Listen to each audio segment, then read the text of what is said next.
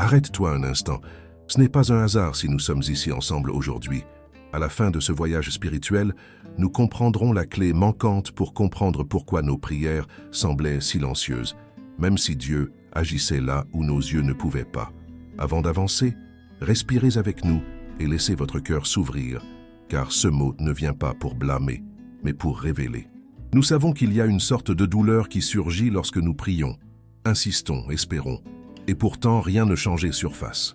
C'est une douleur qui serre la poitrine tôt le matin, quand nous nous réveillons avant le soleil, et sentons notre esprit s'emballer, se demandant pourquoi le ciel semble si silencieux, alors que nous portons des batailles que personne d'autre ne voit.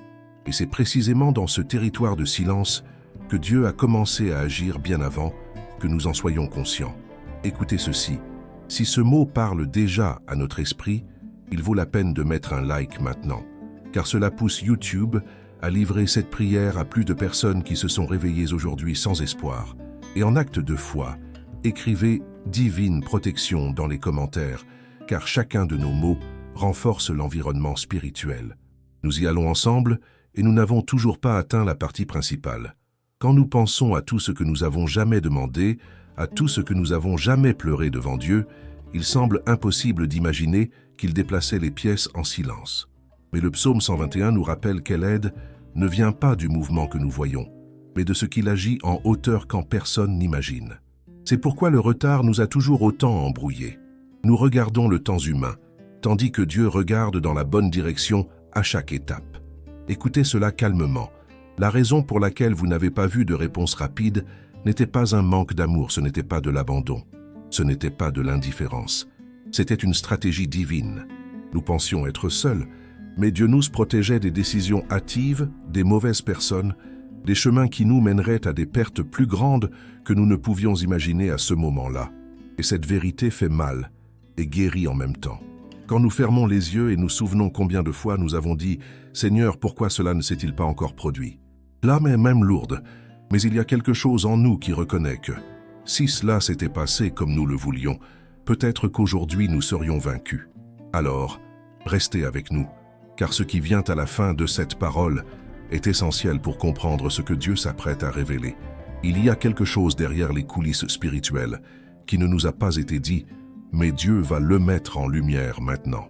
Chaque prière de notre part engendrait du mouvement, même lorsque le ciel semblait fait de pierre. Chaque lagre de notre part était du carburant pour la bataille. Chacune de nos demandes a été consignée dans les royaumes célestes. Nous ne nous parlions pas à nous-mêmes. Nous construisions un chemin que nous ne comprendrons que maintenant. Et tandis que le monde réclamait la hâte, Dieu posait les fondations. Alors que nous supplions des réponses immédiates, il a construit une protection. Alors que nous pensions que le silence était de l'indifférence, il érigea des murs invisibles autour de notre maison. Donc ce n'est pas un hasard que nous sommes ici. C'est pourquoi il nous a rassemblés maintenant. C'est pourquoi ce mot vient précisément à cet instant précis. Allons ensemble jusqu'au bout, car la révélation que Dieu a gardée pour la dernière minute de ce message apportera la paix à ce qui était autrefois la confusion. Écoutez bien ça, c'est pour nous. Nous n'avons pas encore atteint l'essentiel de la chose, mais maintenant nous commençons à marcher vers le centre de la bataille spirituelle qui a toujours existé derrière nos prières, apparemment sans réponse. Nous pensions ne vivre que la fatigue émotionnelle, mais il y avait quelque chose qui luttait contre notre paix, quelque chose qui nous poussait au découragement, au sentiment d'abandon, à cette pensée silencieuse qui essayait si souvent de nous convaincre que Dieu n'écoutait pas. Mais aujourd'hui, ensemble, nous comprendrons pourquoi ces jours lourds n'étaient pas des échecs spirituels, mais plutôt un signe que les cieux étaient en mouvement pour nous. Quand nous prenions une profonde inspiration en plein milieu de la journée pour ne pas nous effondrer, quand nous retenions nos larmes pour ne inquiéter personne, quand le cœur semblait battre trop fort dans notre poitrine, Dieu agissait en couche qu'aucun œil humain ne peut voir.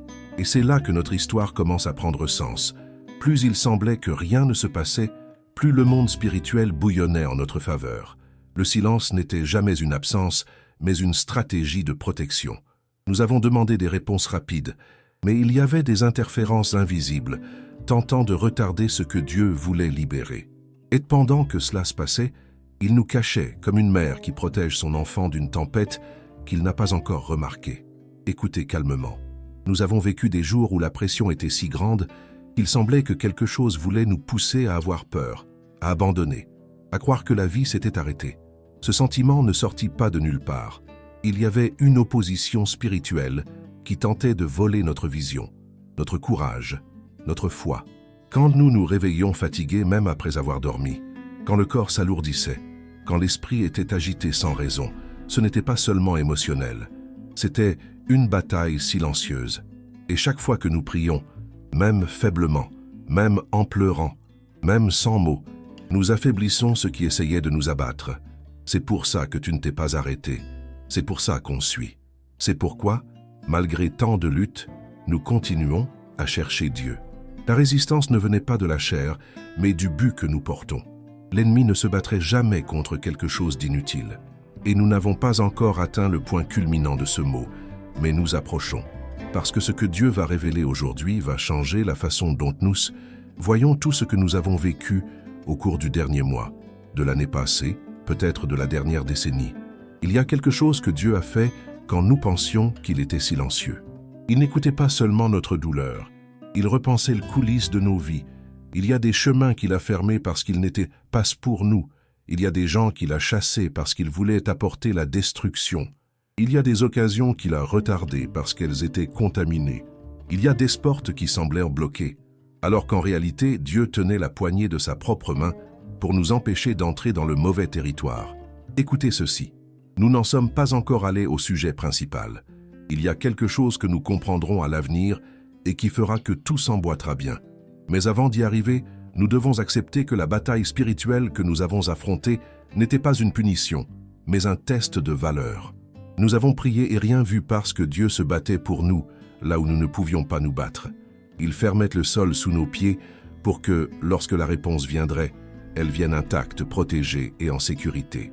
Et cela change tout, car maintenant nous comprenons que ces jours de silence, d'attente, de doute, étaient en réalité des jours de construction spirituelle. Le paradis préparait le bon moment, la bonne connexion, la bonne protection. Restez. Ce qui arrive maintenant est fondamental. Et c'est là que Dieu commence à tout changer. Restez avec nous, car ce que nous allons comprendre maintenant est le point le plus élevé de la révélation, celui qui transforme l'attente en compréhension et le silence en réponse. Nous avons marché ici portant des doutes, du lourdeur, des nuits blanches, des prières qui semblaient atteindre le plafond. Mais maintenant Dieu tire le voile sur ce qui se passait en coulisses et nous montre pourquoi rien ne semblait bouger, alors qu'en réalité tout s'alignait dans l'invisible. Écoutez bien. Nous pensions que nos prières étaient bloquées, mais ce qui se passait vraiment, c'est que Dieu empêchait la bénédiction de venir avant qu'elle ne soit en sécurité. Il n'accéléra pas parce qu'il devait protéger. Cela ne servait à rien car il fallait se protéger. Il n'a pas répondu tout de suite car ce que nous demandions était entouré de risques que nous n'avions pas vus. Ce qui arrive maintenant est fondamental. Quand nous avons pleuré seuls dans la pièce, disant « Seigneur, je ne peux plus attendre », Dieu n'est pas resté silencieux par négligence. Il repoussait les gens, coupait les influences, défaisait les pièges, supprimait des situations qui semblaient bonnes, mais portaient des graines de destruction. Nous prions pour des portes ouvertes, mais Dieu a fermé pour nous empêcher d'entrer dans des endroits qui briseraient notre esprit. Nous avons demandé la hâte, mais il s'est accroché car il savait que si cela venait trop vite, cela nous ferait plus mal qu'il ne nous bénirait. Et maintenant vient la révélation centrale. Pendant que nous attendions, Dieu repositionnait tout autour. Les gens ont commencé à perdre l'accès à notre nom. Les conversations susceptibles de semer la confusion étaient interceptées. Les invitations qui semblaient être des opportunités étaient en réalité des liens, et il les coupait. Les situations qui allaient nous exposer étaient désarmées sans même que nous le sachions. Et la chose la plus profonde de toutes, c'est que Dieu ne nous a pas seulement protégés, il nous a préparés. Il a renforcé, mûri, façonné, purifié les intentions, guéri de vieilles blessures, guéri des couches de peur, restauré notre vision, élevé notre foi. Nous comprenons donc maintenant pourquoi le psaume 121 dit qu'il garde notre chemin d'entrée et de sortie. Ce n'est pas seulement poétique, c'est littéral. Il gardait ce qui nous arrivait et aussi tout ce qui tentait de nous atteindre. Il a gardé nos émotions, il protégeait notre esprit, il a gardé notre histoire, il a protégé notre avenir. Rien ne passait inaperçu, rien n'échappait à sa garde, rien n'est resté sans réponse, seulement sans réponse à notre époque. Et écoutez ceci, quand Dieu semblait immobile, c'était là qu'il bougeait le plus. Quand la réponse a été retardée, c'était parce qu'il ouvrait le chemin. Quand rien ne changeait, c'était parce qu'il changeait tout sans bruit. Dieu agit dans le silence lorsque le bruit perturbe notre compréhension. Il travaille lentement quand la hâte nous met en danger. Il agit en cachette quand nous avons besoin d'être protégés, même de nous-mêmes. Maintenant, le point culminant spirituel de ce mot. Ce que vous avez demandé peut enfin s'approcher, car il y a désormais de l'espace, de la maturité, de la protection et de la direction. Ce qui était autrefois bloqué par la guerre spirituelle est désormais débloqué parce que Dieu a finalisé ce qui devait être résolu dans l'invisible. Ce n'était pas un retard, c'était une stratégie. Ce n'était pas long, c'était un bouclier. Ce n'était pas le silence, c'était la construction. Écrivez « Amen » dans les commentaires comme un acte de foi, car cette révélation scelle quelque chose en nous. Nous sentons déjà au fond de nous que cette compréhension change tout. La façon dont nous espérons, la façon dont nous prions, la façon dont nous voyons les jours à venir. Dieu n'a pas retardé la bénédiction. Il aligna le sol pour qu'il soit complet. Il ne nia pas le miracle. Il attendit simplement l'heure où le miracle ne serait pas perdu. Et voici quelque chose d'encore plus grand. Une sortie arrive. Ce n'est pas une sensation, ce n'est pas une émotion, ce n'est pas un espoir vide. C'est un véritable mouvement spirituel. Nous remarquerons dans les jours à venir des signes discrets, de petits changements, des réponses qui commencent par des chuchotements, des coïncidences qui ne sont pas des coïncidences, des portes qui commencent à se déverrouiller une à une. Et tout cela sera le fruit de ce que Dieu a déjà fait en silence. Reste un peu plus longtemps. Et nous savons, c'est là que ça fait mal. Après la révélation vient la partie où le cœur comprend. Mais l'âme porte encore le poids des jours où nous pensions que Dieu nous avait laissé parler à nous-mêmes. Et c'est pour ça que ce blocage guérit. C'est ici que Dieu prend tout ce qui était confus, tout ce qui faisait mal, tout ce qui pesait sur la poitrine et le transforme en compréhension, direction et paix. Nous avons marché pendant de longues périodes sans comprendre pourquoi la vie semblait s'arrêter, pourquoi la prière battait et revenait, pourquoi l'espoir semblait fragile certains jours. Mais maintenant, nous commençons à voir que ce n'était pas un abandon, c'était une préparation.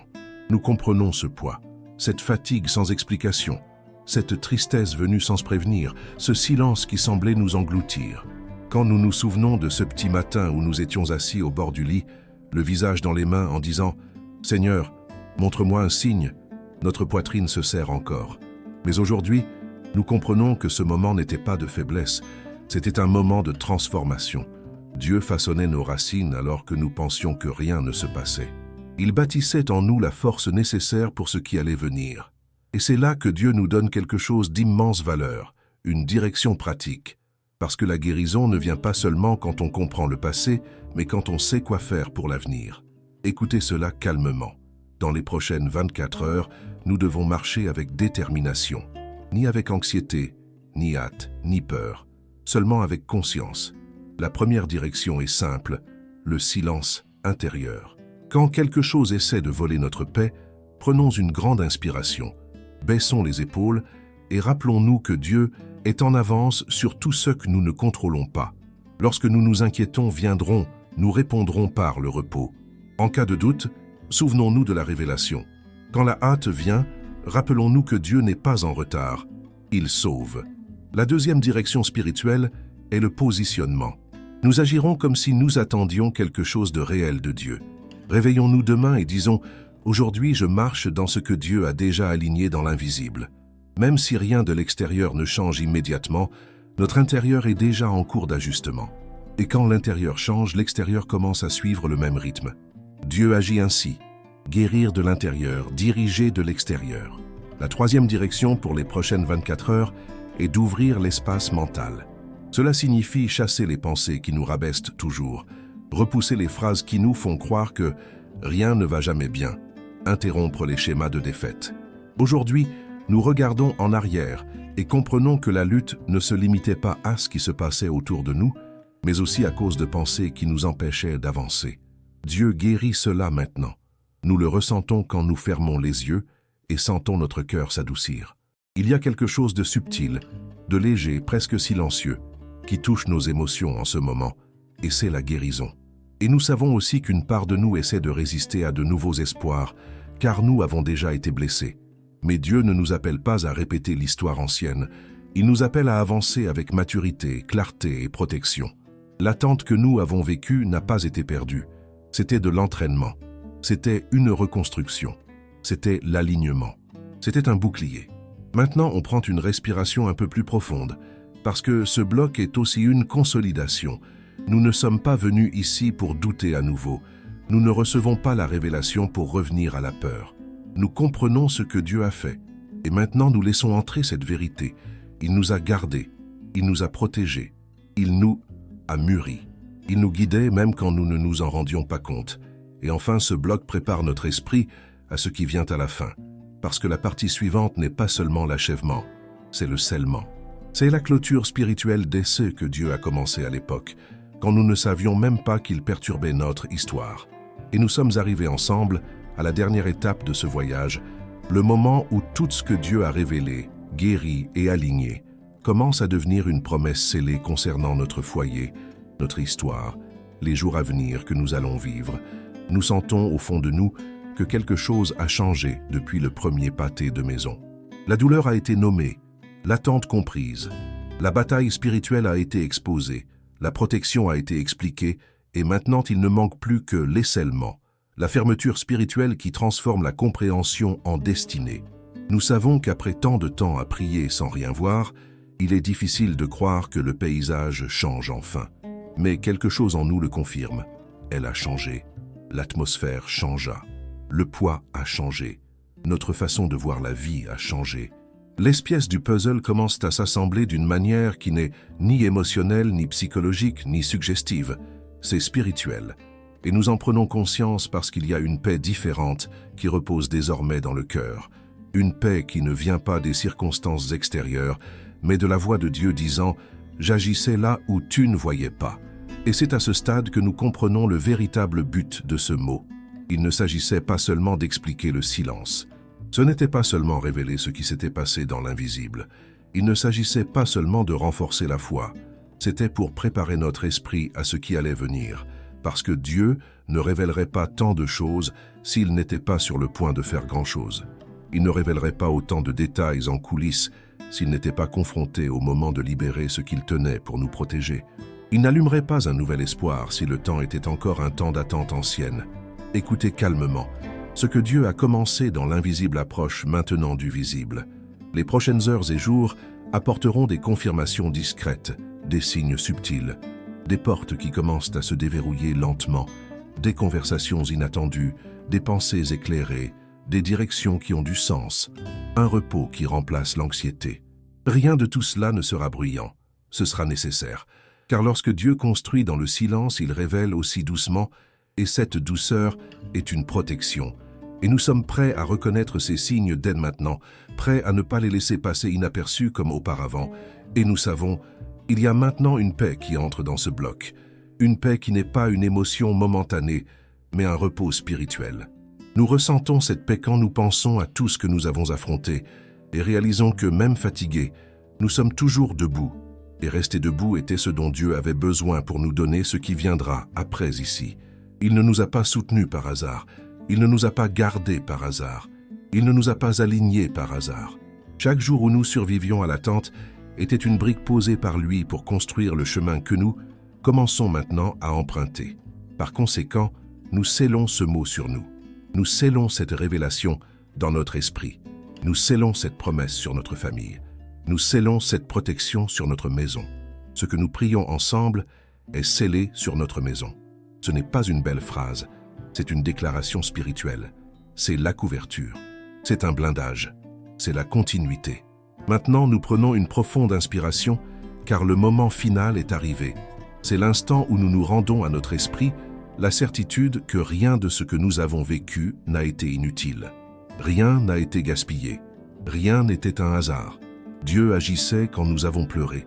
Il se battait quand on était fatigué. Il ouvrait la voie alors que nous pensions que tout était fermé. Et il nous guidait ici.